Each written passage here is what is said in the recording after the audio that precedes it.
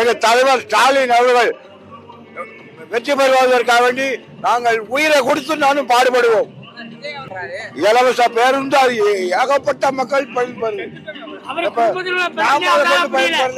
இலவச பேருந்து என் வீட்டம்மா ஒரு எங்க தலைவர் எனக்கு பார்த்து கொடுத்திருக்காரு, வீட்டம்மாவுக்கு பார்த்து கொடுத்திருக்காரு.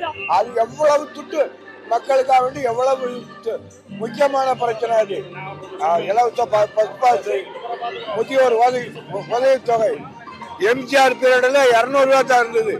கலைஞர் பீரியட்ல தான் 500 ரூபா கொடுத்தாரு. அதுக்கப்புறம் 1200 ரூபா கொடுத்தாரு.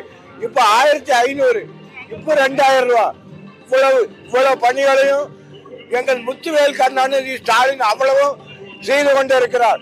அவர் வெற்றி பெறுவதற்காக வேண்டி நாங்கள் உயிரை கொடுத்து நாங்கள் பாடுபடுவோம். இந்த 1000 ரூபா கொடுக்கறதுல எவ்வளவு கஷ்டங்கிறது எங்க திராவிட முன்னேற்ற கழகத்துடைய ஐயாவுக்கு தான் தெரியும். அதனுடைய கஷ்டங்கள் அவ்வளவு கஷ்டத்துல நாங்க மக்களுக்கு கொடுத்துட்டு வரோம். ஆனா இது விளம்பரத்துக்கு சொல்றது, ஓட்டு ஏமாற்றி ஓட்டு வாங்குவதற்காக சொல்றது. இதெல்லாம் போலித்தனம், பொய் பித்தலாட்டம். இதெல்லாம் நம்ப வேண்டாம், பொதுமக்கள் நம்பவும் மாட்டாங்க. இப்ப விஜய் அவர்கள் சொல்றாங்க, அவங்க அவர் நடிகர் தான் பார்க்க வராங்க.